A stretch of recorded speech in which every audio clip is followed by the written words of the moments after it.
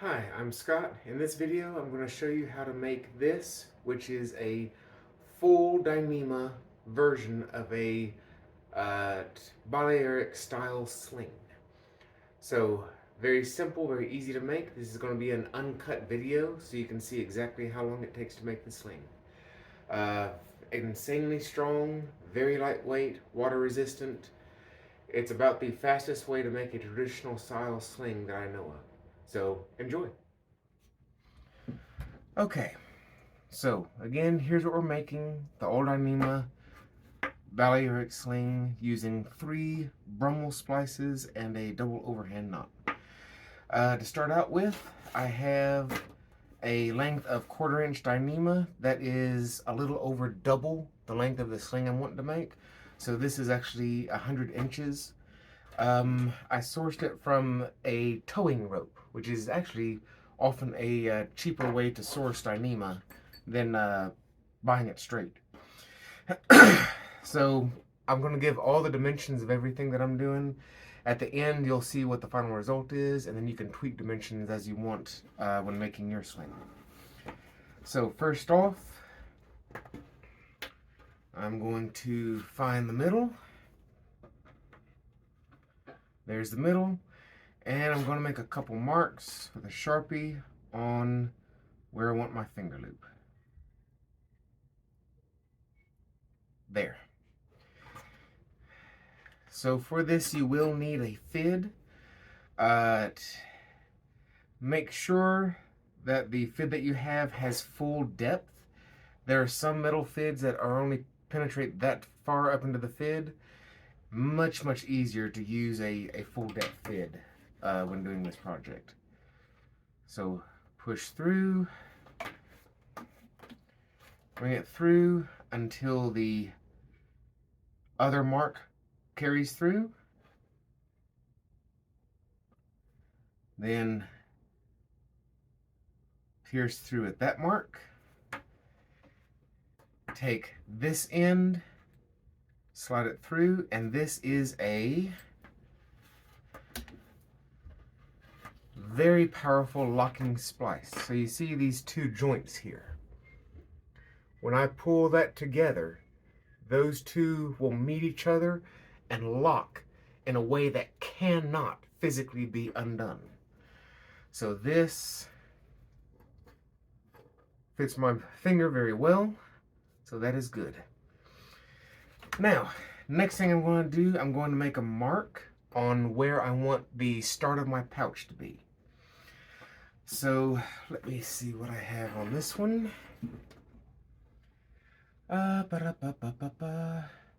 This one has 18.5 inches, so I would say 19.5, because this will shrink a little bit when it has another rope inside of it.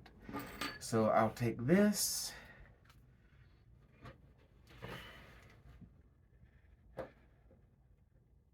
make a mark about 19.5. There. So what I'm going to do now, I'm going to bury this other half inside the rope up to this mark. So peel, squeeze to get a good opening, and then come in underneath like that. That is one nice thing about Dyneema. It collapses like a Chinese finger trap. Really good at using a fid to get all the way up to my mark.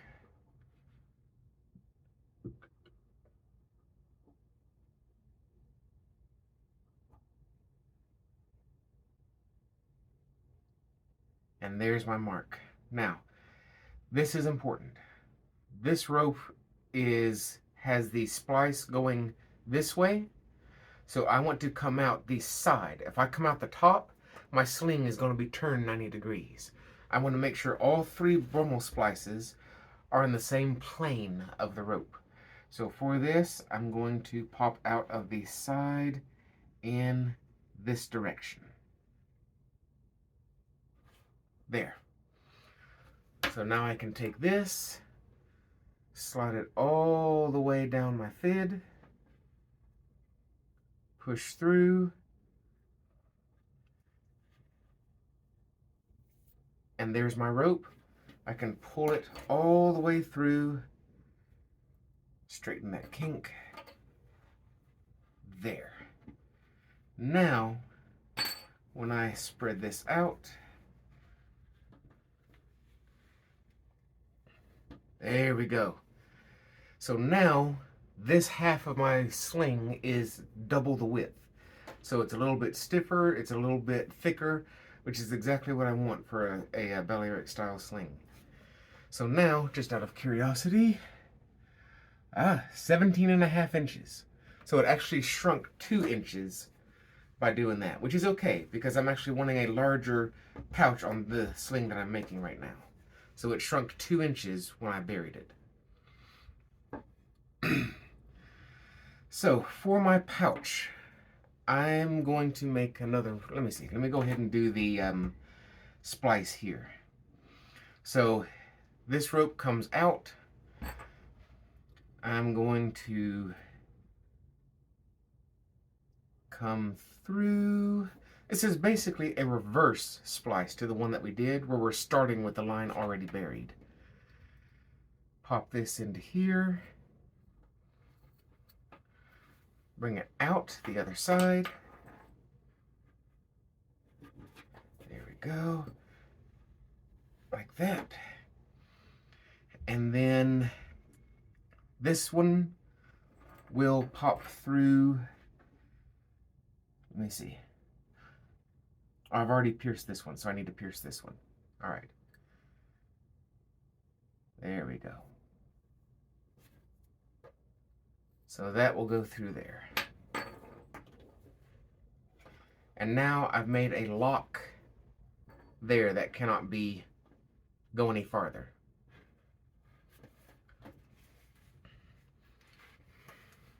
So now I'm going to make a mark where I want my next one to be. And I'm going to do this as 5.5 inches. So make that mark. There. Ooh, there we go.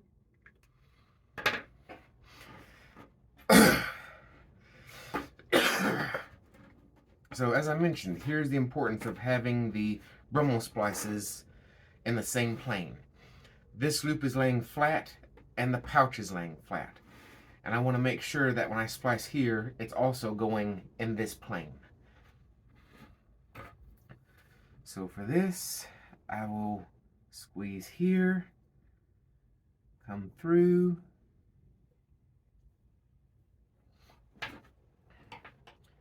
bury this one until it pops through, and then squeeze that, again making sure to come in through the side. Pop that in.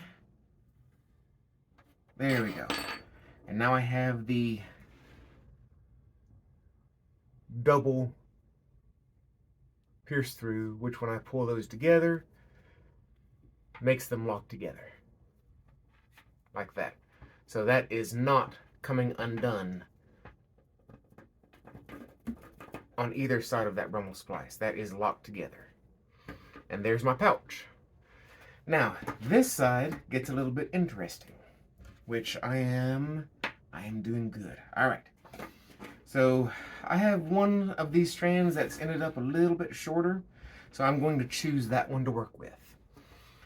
So normally on a Brummel splice, you would want to bury the tail inside the cord 50 times the diameter, or about 11 or 12 inches in 1/4 inch rope. However, using a Brummel splice, I feel more comfortable using a bit less than that. So I'm going to bury about 4 or 5 inches, maybe 6 inches of its full diameter. I'm going to make a mark. And now, like a traditional sling, I'm going to taper. So I'm going to figure out how much of my length of fit I have. Come a little bit before that, because it can't really go on the tip. And make a mark. So, about to use the fit as a cap on my Sharpie. Now, I can cut this off right here.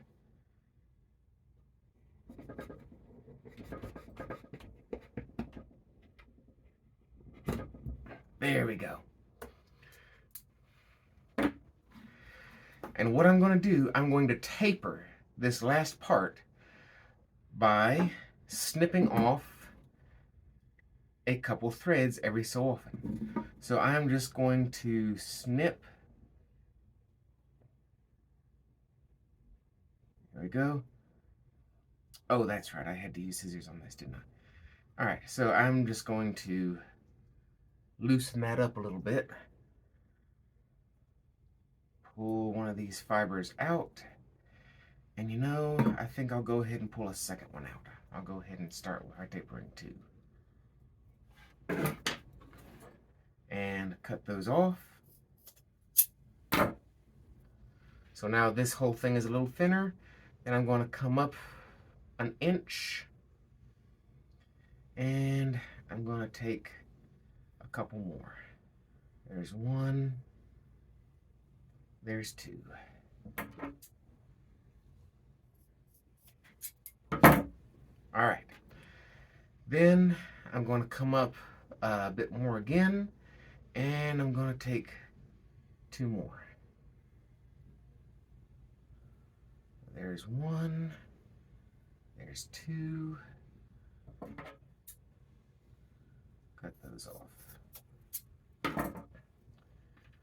And then my last one up here, I'll take two more again.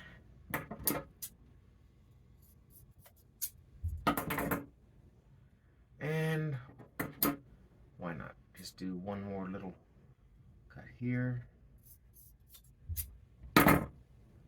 There we go. So from here to the end tapers to virtually nothing that we felt inside the rope. And then I have a good section of full diameter for the strength of the splice. So here, I'm going to come underneath here and start burying. Now for this one, I'm going to bury it entirely inside the rope. So I'm just going to keep going until I know that it is longer than the piece that I have to splice.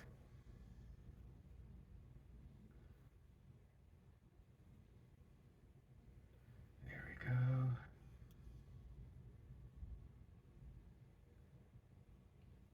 All right. So carefully feed my tapered rope up into my fid. Get rid of this for now. There we go. And just let this come out here.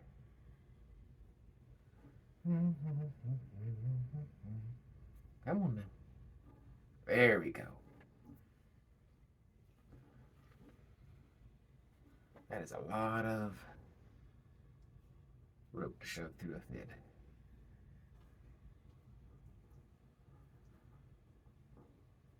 Come on now. Why is this one not getting loose? There we go.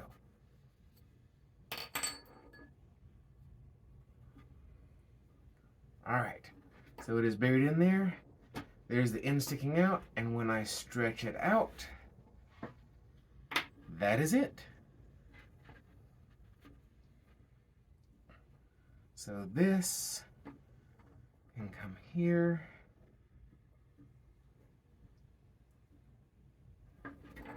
Like that. And now, you may not be able to tell very well, but it's full diameter, and there it starts tapering off to single diameter.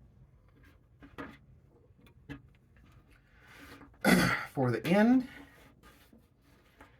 I'm going to fold my sling in half right at the middle, right at the end of my loop. I'm going to make a mark because that's where I want the bottom of my knot to be. There are lots of good stopper knots. There's the Ashley stopper. For this one, I really like just a plain, there we go, plain double overhand stopper. Makes a nice bead-like knot. And to do that, you just rotate under like you're doing a standard overhand knot, and then just do it one more time, and that's it. And as you pull together, it makes that nice bead-like appearance. And let me see, that goes to there. So I'm going to need to, I don't want to pull it completely tight at first. I'm going to leave room where I can work it.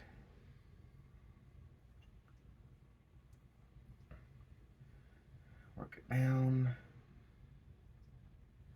And this one's going to have a small tassel, but that's okay.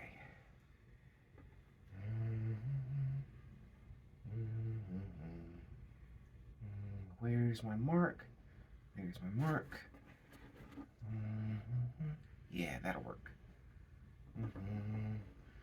Then pull tight. Now the lovely thing about Dyneema is it's incredibly strong. So I can actually take this, clamp it onto the end of my rope. And then if I want to stick something through here, like a handle, if I can get that through there. There we go. I can actually stand on either end of this and pull up with this to really, really cinch that knot in. Which I could do that with a floor jack if I wanted to. Dyneema is so strong. This 1/4-inch Dyneema is advertised as having a rating of 10,000 pounds. Again, it was a car towing rope. There we go. I've really sunk that knot in. You could always add some a drop or two of super glue if you wanted, just to make sure it never comes undone.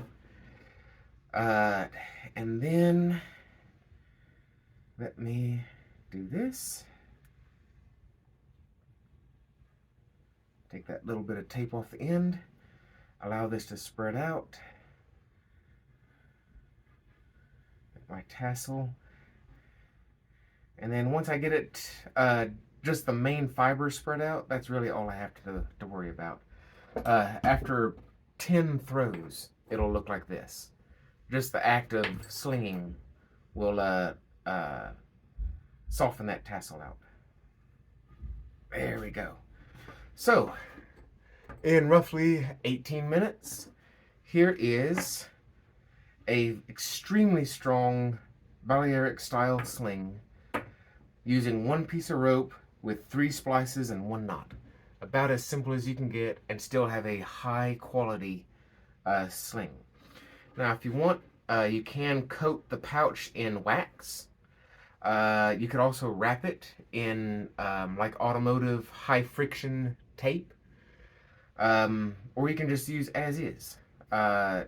So however you want to finish that off is up to you. But at the moment, it is ready to go. Thank you very much.